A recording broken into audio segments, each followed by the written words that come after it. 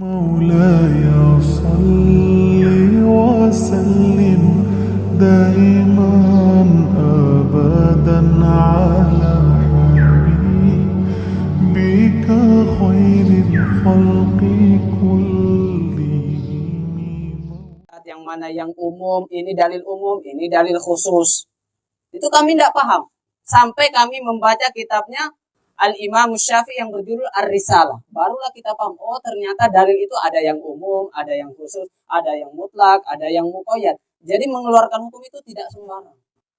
Ya, ada belasan syarat untuk menjadi mujtahid. Ya mungkin kalau kita mau mendaftar sebagai mujtahid, di syarat pertama kita sudah jatuh. Yaitu harus mutqin bahasa Arab. Saya sekarang mengajar bahasa Arab, tapi saya bukan ahli bahasa Arab. Saya sudah jatuh di syarat yang pertama. Maka kurang beradab orang di akhir zaman ini, dia bukan mujtahid tapi nyalah-nyalahin mujtahid. Tapi bid'ah-bid'ahkan ulama. Sampai timbul kita pernah mendengar, kamu mendahulukan Imam Syafi'i atau Nabi. Jadi seakan-akan Imam Syafi'i ini tidak mengikuti Nabi. Jadi seakan-akan Imam Syafi'i ini bertentangan dengan Nabi. Nauzubillahi min dzalik.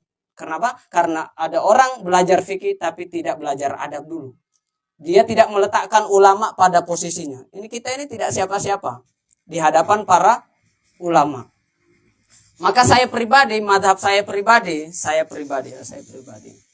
Saya itu tidak senang dengan ada masalah kemudian kita keluarkan. Ini hukumnya menurut madhab Abu Hanifah A, menurut madhab Malik B, menurut madhab Syafi'i C, menurut madhab Hambali D, menurut Syekh ini sekian dan seterusnya. Kemudian di terakhir, akhirnya dia mengatakan yang paling kuat adalah pendapatnya B. Misalnya pendapatnya Imam Malik. Yang paling kuat adalah pendapatnya Imam Ahmad. Di masalah ini yang paling kuat madhab Syafi'i. Di masalah ini pendapatnya Imam Abu Hanifah. Siapa dia untuk bisa melihat ini yang paling kuat?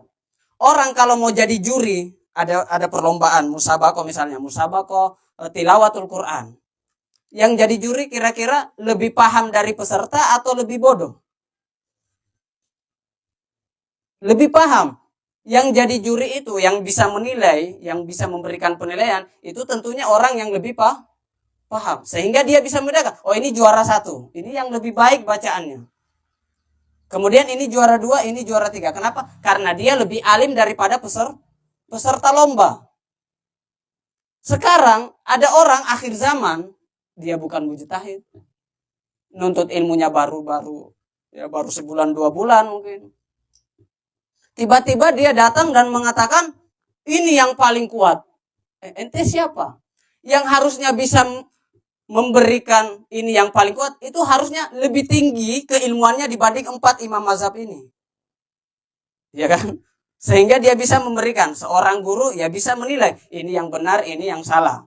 Karena apa? Biasanya guru lebih tinggi ilmunya dibandingkan muridnya. Maka dia bisa memberikan penilaian, ini pendapat yang kuat, ini yang lebih benar, ini kurang benar, ini yang salah. Maka saya katakan, yang lebih kuat itu ya tergantung. Yang lebih kuat menurut Abu Hanifah ya sesuai yang dikatakan. Menurut Imam Malik, jadi ibaratnya pendapat yang kuat itu relatif. Apa artinya relatif? Ya tergantung mujtahidnya, Kita tidak usah jauh-jauh ke imam mujtahid. Kita kembali dulu. Orang yang paling dekat dengan Rasulullah siapa? Abu Bakar dan Umar. Kata para ulama, kalau kita mengumpulkan perbedaan Abu Bakar dan Umar, 1 buku tidak cukup.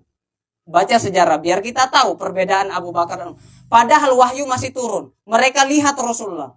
Mereka lihat wahyu diturunkan. Orang yang paling dekat dengan Nabi. Tetapi banyak sekali perbedaan di antara keduanya. Tapi meskipun mereka berbeda, mereka saling mencintai. Siapa yang mengangkat Abu Bakar sebagai khalifah? Yang mengusulkan adalah Umar. Siapa yang mengisyaratkan Umar menjadi pengganti Abu Bakar? Adalah Abu Bakar. Mereka saling mencintai. Mereka saling mencintai satu sama lain meskipun mereka berbeda di dalam pengambilan keputusan. Sekarang kita tidak. Yang berbeda tidak saudara kita.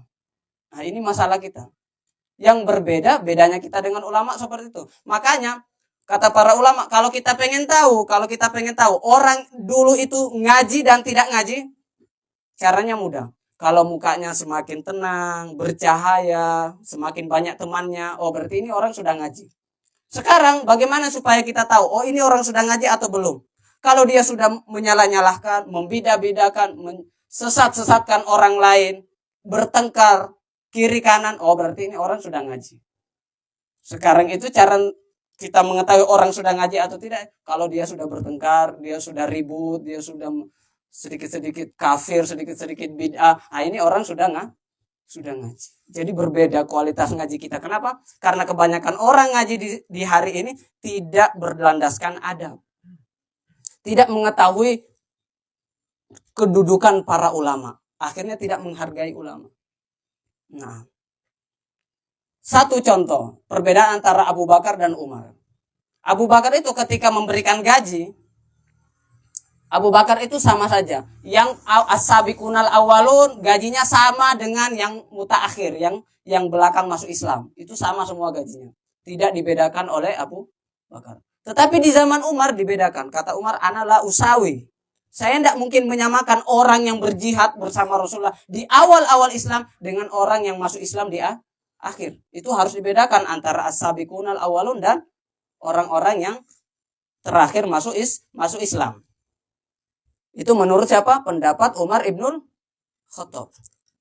Jadi menurut Abu Bakar, di dunia ini biasa aja. Nanti yang as-sabiqunal awalun, karena pengorbanannya jauh lebih besar, nanti Allah balas di akhirat. Untuk di dunia kita samakan saja. Itu pendapat Abu Bakar. Tapi menurut Umar, enggak. Kita harus membedakan. Kita harus menghormati as-sabiqunal awalun dibandingkan orang-orang yang terakhir. Maka mereka berbeda pendapat. Kalau ditanya, pendapat mana yang lebih kuat? Jawabannya, pendapat Abu Bakar atau pendapat Umar? Yang mana yang lebih kuat? Ya tergantung.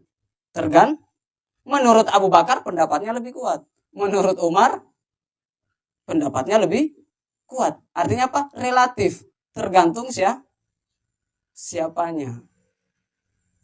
Dan kita tidak bisa menghukum. Dan kita tidak bisa memberikan hukum. Nah, itu yang saya maksudkan tadi, bahwa pendapat yang kuat itu relatif. Ya, tidak mungkin orang di akhir zaman bisa menjadi penengah bagi mereka, a'imah al-mujtahid.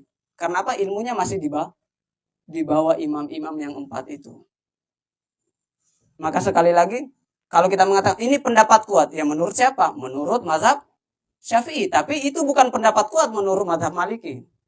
Itu bukan pendapat kuat menurut mazhab Hambali. Maka ini semuanya sebenarnya tergantung siapa yang mengatakan. Nah, ini tentang masalah roji. Makanya disarankan untuk belajar apa? Mazhab. Kebanyakan orang belajar fikih itu langsung perbandingan mazhab. Ya Allah, ini dia belum tidak melewati tangganya. Kalau kita mau belajar fikih, mulai dari tangga yang pertama, yaitu matan dulu. Belajar dari fikih mazhab dulu. Kenapa kita belajar mazhab Syafi'i? Ya karena inilah yang tersebar di Indonesia. Inilah yang ada kitabnya. Inilah yang ada ustadz yang bisa menjelaskan tentang mazhab Syafi'i ini yang di Indonesia ada. Banyak. Tetapi coba cari mazhab Hanafi. Orang yang paham mazhab Hanafi di Indonesia. Yang tidak tahu, kita tidak kenal. Yang paham mazhab Maliki di Indonesia ini, ya kita juga tidak kenal. Bukan berarti kita mendahulukan satu imam dengan imam yang lain. Karena kebetulan inilah mazhab yang tersedia. Inilah mazhab yang tersedia di negara kita. Maka kita mempelajari mazhab Syafi'i. Mau ulama siapapun, ya mau ulama Hambali di Saudi itu mazhabnya Hambali. Tapi kalau ada orang datang dan dia mengatakan kamu dari mana? Dari Indonesia. Di Indonesia itu mazhabnya apa? Mazhab Syafi'i. Maka tentunya dia akan menasihati jangan belajar mazhab Hambali. Belajarlah mazhab Syafi'i. Karena seperti itulah adabnya.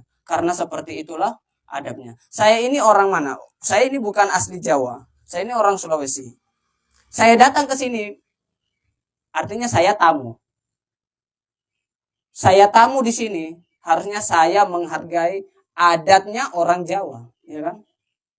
Iya atau tidak? Kalau ada acara, saya mengatakan, ya di Sulawesi tidak seperti ini. Ya tidak bisa seperti ini. Ini bukan di Sulawesi. Ini di Jawa. Maka kalau urusan seperti ini aja kita harus beradab, mengikuti kebiasaan orang di kampung itu, apalagi tentang urusan agama. Nah, jadi sekali lagi, ya, belajar fikih ini bukan untuk menyalah-nyalahkan, ya, bukan untuk apa kita merasa mazhab kita yang kita pelajari ini lebih benar dari mazhab lain, bukan itu juga. Ya, kita belajar, ya, apa yang tersedia, Yang tersedia apa? Mazhab Syafi'i. 4 mazhab ini adalah madrasah besar. Madrasah besar. Apa itu madrasah besar? Madrasah yang sudah ribuan tahun. Ya, sudah ribuan tahun. Satu mazhab itu, mazhab Syafi'i itu bukan berbicara tentang satu orang, yaitu Imam Syafi'i. Tapi di dalam mazhab Syafi'i itu ada ribuan ulama. Ada ratusan ulama. Di sana ada Ibnu Hajar al-Asqalani. Di sana ada Imamul Ramli. Di sana ada Al-Imamun Nawawi, Al-Imam Ghazali, ada Imam Al-Hisni, ada Syekhul Islam, ada Imamul Haramain Al-Juwaini, ada Sultanul Ulama, yaitu Al-Is bin Abdissalam. Nah, di situ banyak ulama. Ada Ibnu Hajar Al-Haythami. Nah, itu ada ulama. Jadi satu mazhab itu jangan kita mengatakan, oh ini pendapat satu orang. Itu bukan pendapat satu orang. Ini madrasah besar yang masih bertahan dari ribuan tahun yang lalu sampai sekarang. Ini madrasah besar. Nah, maka tidak layak bagi kita di akhir zaman datang dengan madrasah baru, kemudian kita membandingkan madrasah kita dengan madrasah yang 4 ini. Nah, tidak pantas. Tidak pantas. Sekali lagi tidak pantas. Nah, jadi mengambil hukum itu tidak semudah kita mengatakan, oh ini hadisnya sahih, berarti ini yang lebih benar. Tidak seperti itu. Karena di sana ada yang namanya apa? Mutlak, muqayyad. Ada namanya am, khos. Tidak seperti itu. Yang bisa itu mujtahid saja. Yang bisa mengeluarkan hukum itu mujtahid. Ibaratnya ini, ya, para ulama itu adalah kokinya. Apa itu koki? Tukang masaknya.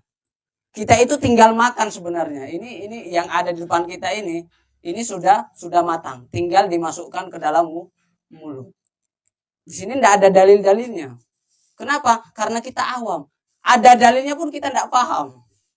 Ada dalilnya pun kita tidak paham. Dan bukan berarti, oh ini pendapat yang pertama, pendapatnya Abu Hanifah, dalilnya ini. Pendapat yang kedua, dalilnya ini. Kemudian kita lihat, oh ini hadisnya sahih, di Sahih Bukhari. Berarti ini pendapat yang benar. Tidak seperti itu. Tidak semudah itu. Kalau urusan itu sesimpel itu, kita semua ini ulama. Kita semua ini ulama. Kalau hanya berdasarkan ini hadis sahih, ini hadis lemah, kemudian yang benar itu hadis sahih. Enggak. Karena ternyata ada dalil, tapi tidak sesuai cara pengambilannya. Terkadang ada dalil yang menurut ulama lain ini sahih, tapi menurut ulama lain ini tidak sahih. Contohnya saja, satu contoh. Hurrimat alaikumul maita. Bangkai itu haram. Ini bukan lagi hadis, ini Al-Quran.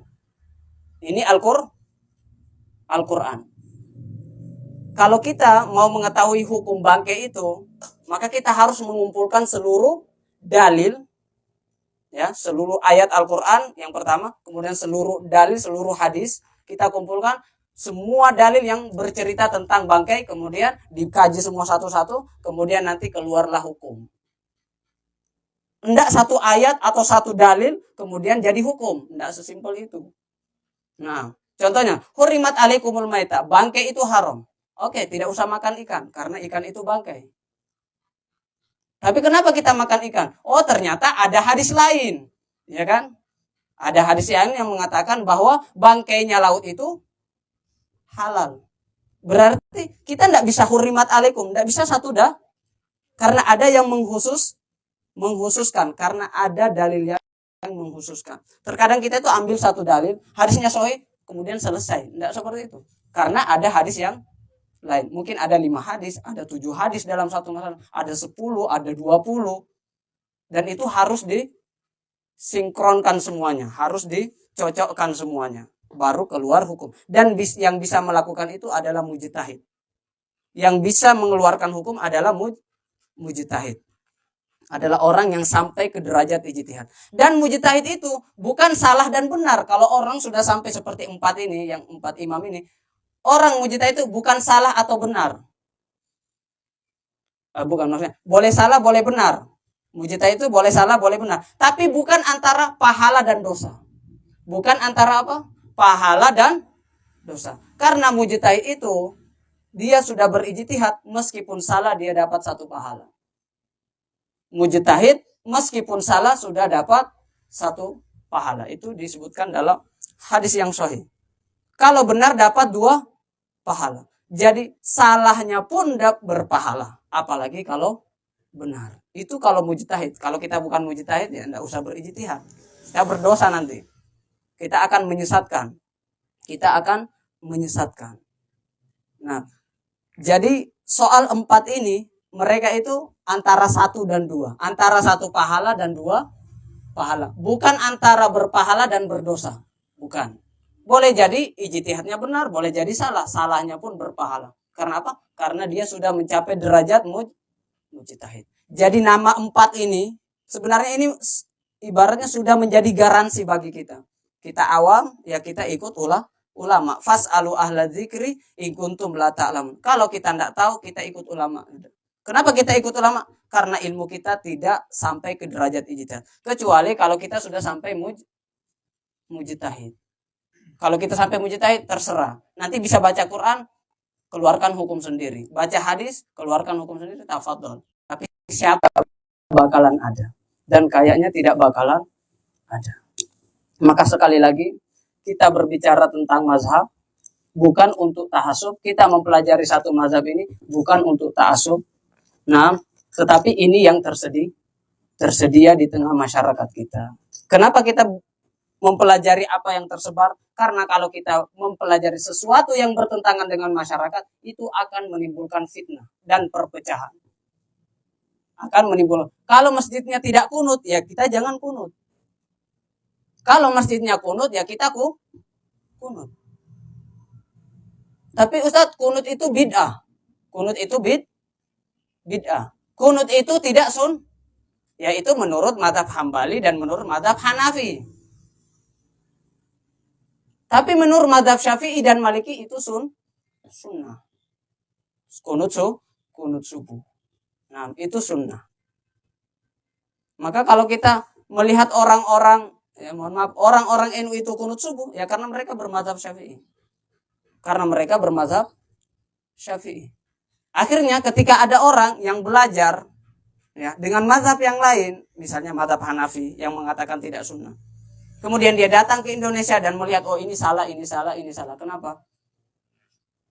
Kenapa dia menyalahkan?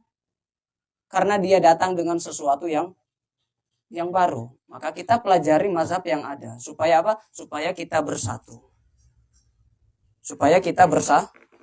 Berbeda itu biasa. Wala yazaluna mukhtalifin. Dan sampai hari kiamat kita pasti akan berbeda. Anak yang kembar saja, Upin dan Ipin pasti beda. Meskipun dia kembar, keluar dari perut yang sama. Sama-sama orang Malaysia misalnya. Tetapi Upin beda, Ipin beda. Nah, ada rambutnya. Yang ada rambutnya itu siapa? Nah, itu kembar. Itu kembar. Abu Bakar dan Umar yang hidup di zaman Nabi banyak perbedaan. Ini orang yang hidup 14 abad setelah Rasulullah mau sama. Mustahil. Para sahabat aja berbeda. Hidup di zaman Nabi. Ini orang 14 abad mau maksakan kehendaknya, maksakan pendapatnya. Ya, tidak bisa. Semua punya ulamanya. Ini yang paling benar, ya menurut mazhab Hambali, tapi tidak menurut mazhab Syafi'i. Nah, sekali lagi masalah fikih ini boleh berbeda. Yang tidak boleh kita bermusuhan karena perbedaan. Nah, terakhir ya. Terakhir, sebelum kita ngaji ini, ya, luaskan hati kita menerima perbedaan. Tidak usah belajar fikih kalau hati kita belum mampu menerima perbedaan. Karena isinya ini perbedaan semua. Belajar fikih itu artinya apa? Belajar berbeda. Jadi yang tidak siap berbeda, tidak usah belajar fikih. Kita fikih mau manapun, jangankan antara mazhab, di dalam mazhab saja. Ambil contoh, mazhab Syafi'i saja, buka kitab mazhab Syafi'i. Nanti di situ perbedaan semua.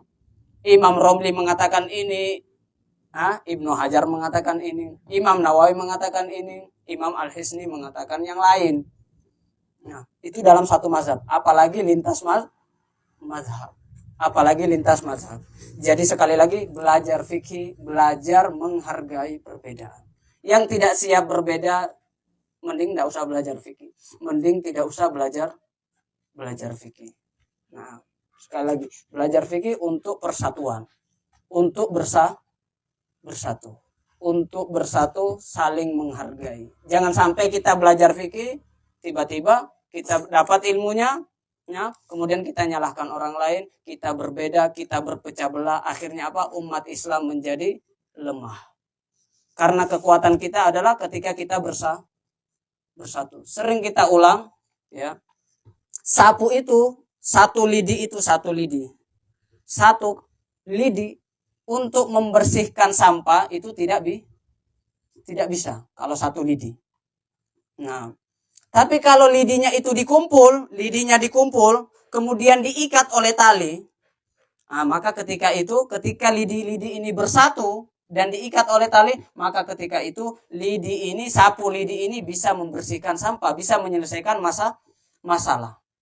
Tapi coba kalau talinya ini kita putus, ikatannya kita putus, dan lidinya ini berserakan di sini, maka itulah sampahnya. Di sini kalau ada lidi 1, 2, 3, 4, 5, 6, 7, lidi itulah sampahnya. Bagaimana mau membersihkan sampah? Lidinya juga sudah sampah. Maka jangan kita menjadi sampah-sampah, ya, di tengah umat Nabi Muhammad sallallahu alaihi wasallam. Kapan kita menjadi sampah? Ketika kita hanya sibuk menyalahkan dan merusak persaudaraan. Belajar itu untuk bersatu, bukan untuk bercerai-berai. Kalau ada kajian yang ngajaknya cerai-berai, salahkan ini, tidak usah ikut sini. Nah, itu tanda-tanda kajiannya mengeraskan hati, tidak melunakkan hati. Kajian yang benar itu salah satu cirinya apa? Dia merangkul. Menjadikan kita apa? Menjadikan kita senang untuk bersatu, bukan senang perpisahan. Karena yang senang perpisahan itu syaitan sebenarnya. Ya, wa'tasimu bihablillahi wala tafarraqu.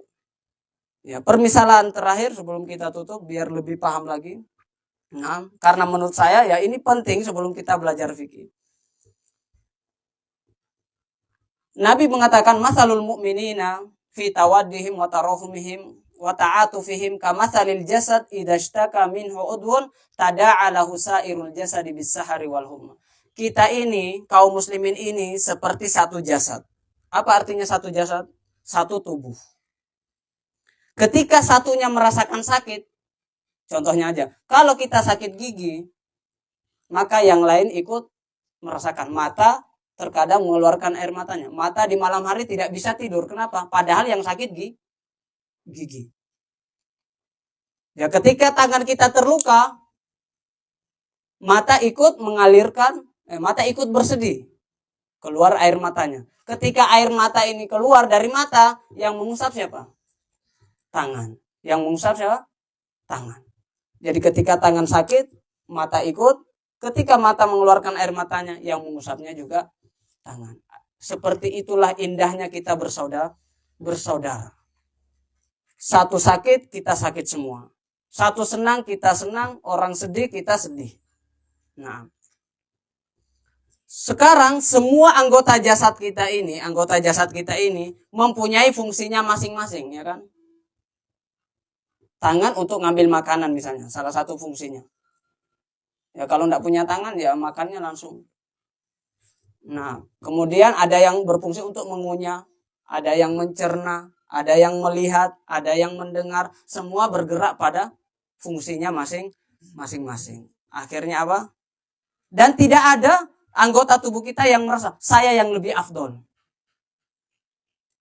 Kepala atau mata tidak mengatakan, wahai mulut saya lebih afdol karena saya untuk melihat. Telinga juga tidak mengatakan, wahai hidung saya lebih afdol dari kamu. Karena kalau tidak mendengar, akibatnya seperti ini, seperti ini, seperti ini. Betul. Nah, sekarang kita analogikan jasad kita ini adalah siapa? Kelompok-kelompok Ahlus Sunnah wal Jamaah. Siapa kelompok Ahlus Sunnah wal Jamaah? Di sana ada Muhammadiyah, di sana ada NU, di sana ada Salafi, di sana ada siapa lagi? Jamaah Tabligh Hidayatullah, di sana ada MTA, masuk semua. Selagi kiblatnya sama, ya, rukun imannya sama, rukun Islamnya sama, semuanya Ahlus Sunnah wal Jamaah, semua umatnya Nabi Muhammad sallallahu alaihi wasallam. Anggaplah kalau di politik ada PKS yang paling dekat, ada PKS. Semua ini mempunyai tujuannya masing-masing. Ada Jamaah Tabligh. Jamaah Tabligh mengatakan kelebihannya apa? Dia mendakwahkan orang yang bermaksiat, dia berani. Kalau ustadz-ustadz seperti kita ini, nah kita berdakwah ini biasanya sudah siap, orangnya sudah siap. Kita tidak usah nyari. Sudah berdakwah, terkadang ada minumannya, ada makanannya, masya Allah. Kalau Jamaah Tabligh itu berdakwah dengan uangnya, dia keluar meninggalkan keluarganya. Bekerja sama enak. Jamaah Tabligh mengatakan, oke, tenang. Kami yang hadirkan mereka yang tidak ke masjid, kami yang masukkan ke masjid. Nanti antum kalau sudah masuk masjid, antum yang ngajar. Seperti itu kan enak. Bekerja sama. Nah, orang NU kelebihannya apa? Kajian kitab kuning. Itu orang NU. Kalau di Indonesia ini tidak ada lawan. Muhammadiyah keutamaannya apa? Kelebihannya apa? Organisasinya. Tidak ada organisasi terbaik di Indonesia ini menurut saya pribadi selain organisasi Muhammadiyah. Tidak ada universitas yang dibangun kecuali universitasnya besar. Rumah sakitnya berapa, universitasnya berapa, organisasinya tertata dengan rapi. Itu Muhammadiyah. Yang bermula dari gubuk seperti ini yang didirikan oleh Kiai Haji Ahmad Dahlan, sekarang sudah berapa asetnya. Ya. Orang Hidayatullah, orang Salafi, kami yang memberantas bid'ah, syirik dan seterusnya, misalnya seperti. Jadi semua mempunyai perannya masing-masing. Tapi coba anggap, sekarang tangan saya ini NU, tangan kanan saya, di sini Salafi. Kita mau berjihad, mau berantem sama musuh kita, mau menghadapi musuh. Musuh kita siapa? Ada Nasrani, ada Yahudi yang membantai saudara-saudari kita di Palestina. Di sana ada Syiah, ada Khawarij, ISIS dan seterusnya. Mereka ini adalah musuh-musuh kita, liberal dan seterusnya. Nah, inilah musuh kita.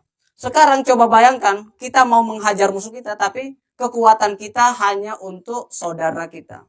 NU memukul Salafi, Salafi mukul NU.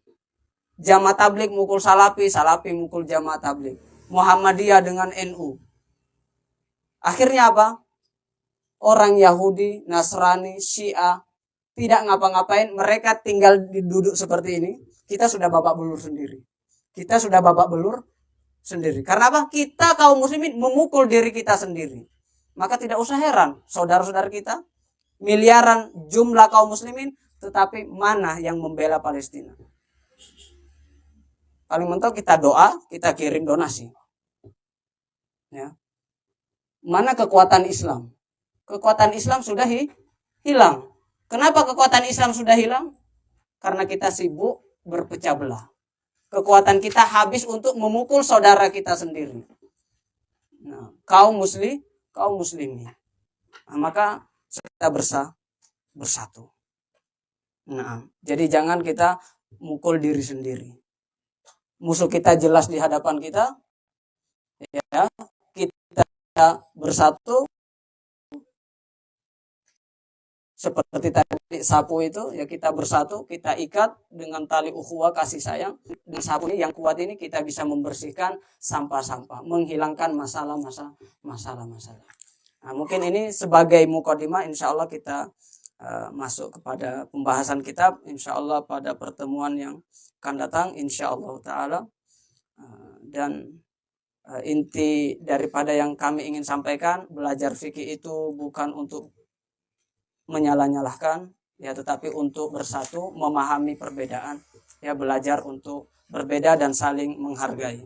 Nah, mungkin cukup sekian dari kami. Nakhtatim bidu'a kafaratil majlis. Wassallallahu ala sayyidina Muhammad. Syukran wa barakallahu fikum. Assalamualaikum warahmatullahi wabarakatuh.